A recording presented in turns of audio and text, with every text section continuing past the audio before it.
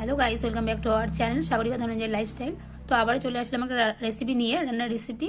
তো আমি আজকে একটা মাছের রেসিপি শেয়ার করবো তোমাদের সাথে একটু অন্যরকমভাবে। তো চলো, এই যে এখানে কাঁচা মাছগুলো আগে আমি নিয়ে নিচ্ছি। এটা হচ্ছে শিলপাটা। তো এখানে আমি আগে কী কী বেটে নিয়েছি সেটা তোমাদেরকে একবার বলে দিচ্ছি। এটা হচ্ছে পেঁয়াজ, এটা হচ্ছে কাঁচা লঙ্কা, আদা আর রসুন বাটা, আর এটা হচ্ছে আমাদের বাড়িতে বিলেতি ধনে পাতা, সেটা বেটে নিয়েছি। আর মাছগুলোতে নুন হলুদ মাখিয়ে রেখেছিলাম। এবার দিয়ে দিচ্ছি এটার মধ্যে। এবার আমি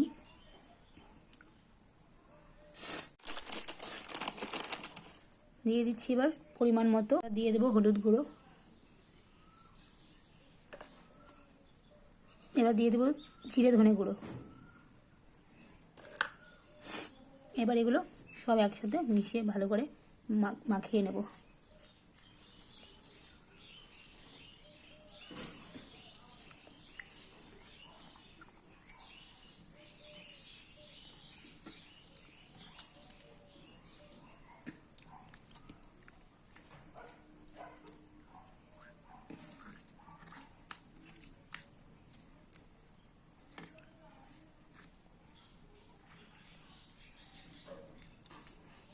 মাখানো হয়ে গেছে।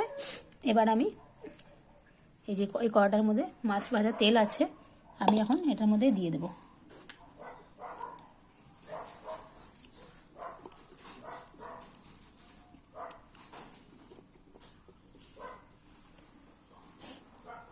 আজ এই মশলাগুলো মাখিয়ে রেখেছিলাম সেগুলো উপর দিয়ে দিয়ে দেব।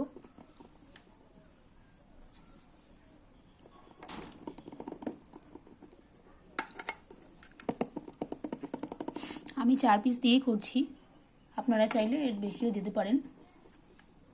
এবার আমি শিলপাটাটা ভালো করে কাচিয়ে দিয়ে দেব।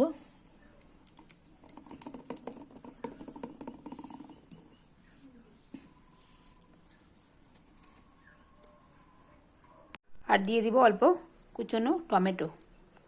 তো এগুলো হয়ে গেল। এবার একবারে এটা আমি গ্যাসে বসিয়ে দিচ্ছি। বসিয়ে দিলাম।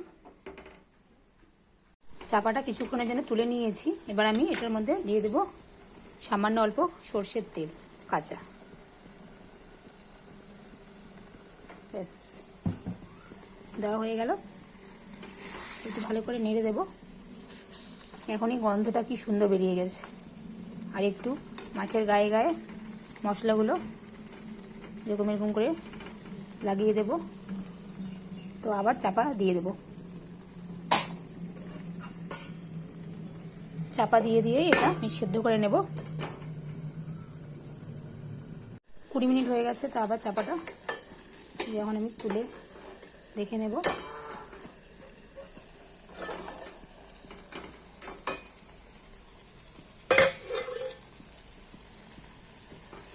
কালার চেঞ্জ হতে শুরু করে দিয়েছে।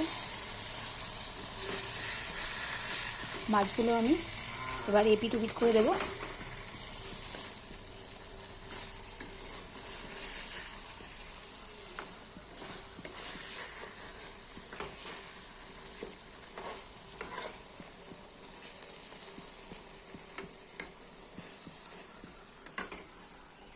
এবার সামান্য জল দিয়ে দেব।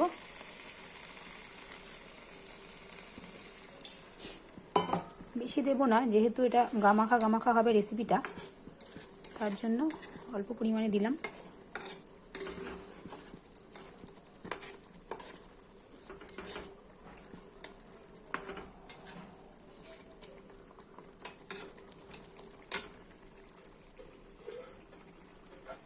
আবারও চাপা দিয়ে দিচ্ছি। এবার এই চাপাটা 30 মিনিট রেখে দেবো। 30 মিনিট রেখে দিলেই হয়ে যাবে রেসিপিটি। দেখা হচ্ছে 30 মিনিট পর। রেডি হয়ে গেল আমার মাছের তরকারিটা।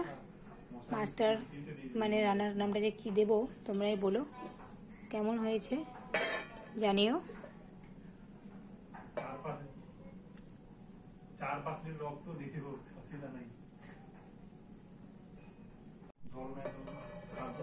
তো এই যে তৈরি হয়ে গেল মাছের তরকারি। একটু ভিন্ন স্বাদের আজকে বানিয়েছি। কেমন হয়েছে তোমরা জানিও। ভালো লাগলে লাইক কমেন্ট শেয়ার করতে বলো না আমার চ্যানেল সাগরিকা ধনঞ্জয় লাইফস্টাইল। তো দেখা হচ্ছে নেক্সট কোনো রান্নার ভিডিওতে।